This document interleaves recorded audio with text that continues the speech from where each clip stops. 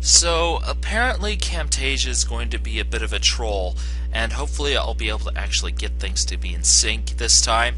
Oh, brother, it's been really annoying, but regardless, here's another attempt. We'll try to get it to go. As you can see on your screen, I do have a Pokemon battle for you today. Well, what is this? Anyway, I have a specially defensive Noctowl because Noctowl is amazing like that, and a specially defensive Trevenant. I believe this is my Lumberry Trevenant, the Harvest set. It's pretty cool. And mostly some offensive guys with like a bulky Rotom Wash just to kind of help balance things out, and a Gigalith because it's Gigalith against a fairly threatening team. The thing that I noticed the most is obviously that Xerneas, and it either means he's really good or really bad. Now I'm hoping it's going to be the earlier option, and one of the things I would like to mention while we're going in the opening is this is a lot easier to do when there's a Smogon Wi-Fi Battle Finder.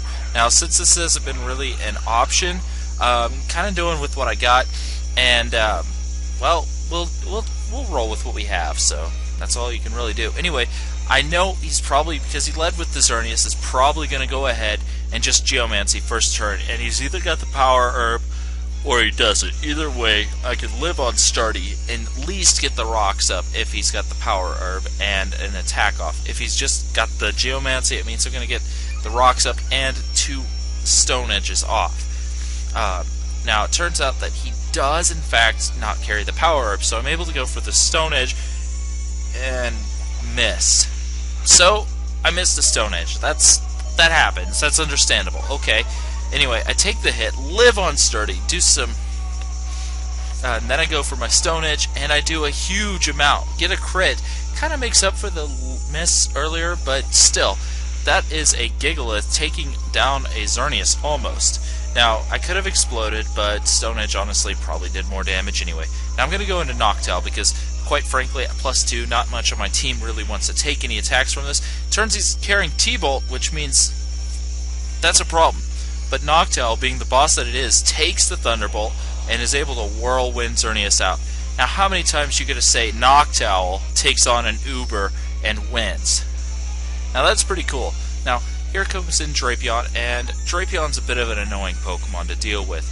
It likes to do things like Toxic Spike, Swords Dance, Night Slash, X Scissor. It's got a huge arsenal of things it can do, and it's usually very ugly. So, he's going to look like to be more the defensive variant, goes for the Toxic Spikes.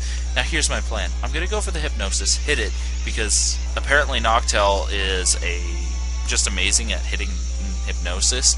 I just tried it because I felt like it, and I had other toxic Pokemon that I was using a lot of when I made this Noctowl, so I was like, you know what, why not? Let's just try it, see how it works, and he kept on hitting Hypnosis, so I was like, you know what, I'll keep it.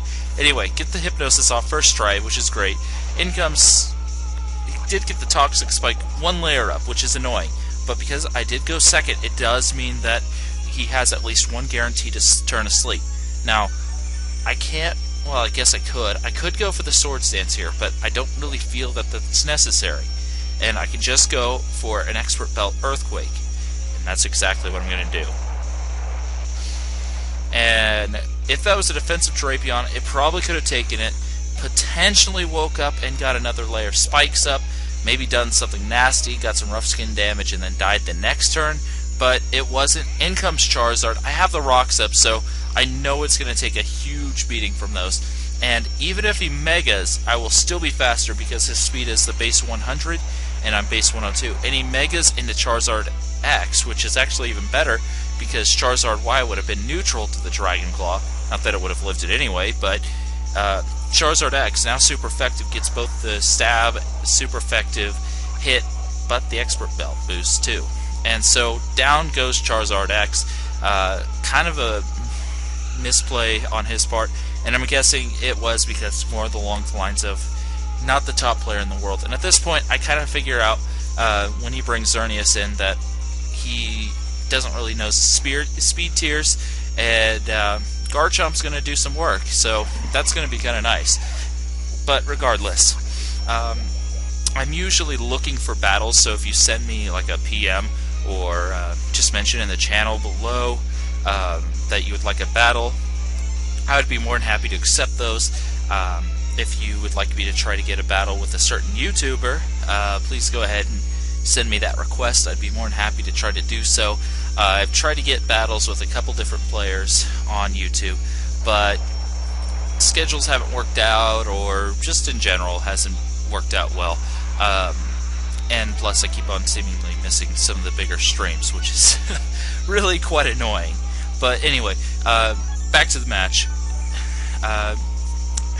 Shit Ninja dies because rocks, and then in comes Snorlax. I go for an Earthquake, do just around half, then he curses. Wow, okay. He gods, because he totally has that as a move now. And I know he's going to go to sleep now, because after the curse boost, he'll be able to take a couple Earthquakes and then wake up. But knowing that, I'm just going to go ahead and Swords Dance now. Now at this point, I know I can't kill him with a +2 Swords Dance. So what I'm going to do is I'm going to go to +4. And this basically means whatever's going to get hit will die. And the reason I do this is because I had a feeling that, just from the level of play I'd seen so far, he wasn't carrying the Sleep Talk, and he most definitely didn't have the Chesto Berry. Now, he does make kind of a misplay by keeping his sleeping Pokemon alive, and goes into Umbreon, which is his last awake Pokemon. And I'm just able to go for a safe Earthquake, kill Umbreon with the Garchomp. Garchomp gets a huge sweep going, and I actually thought about having a little bit of a tribute to another player I know, but I felt, you know what, this is my channel, I do it my way. And so down goes Garchomp after just completely wrecking the guy's team. Go to Heracross, and at this point there is no escape. Heracross is easily going to take it out. It is the Moxie Scarf Heracross, which means at this point you're not running away. Close combat. And as bulky as Snorlax is, he doesn't take close combat well. This may not be Gen 5, but that fact has not changed. So that is game, and I hope to see you again later.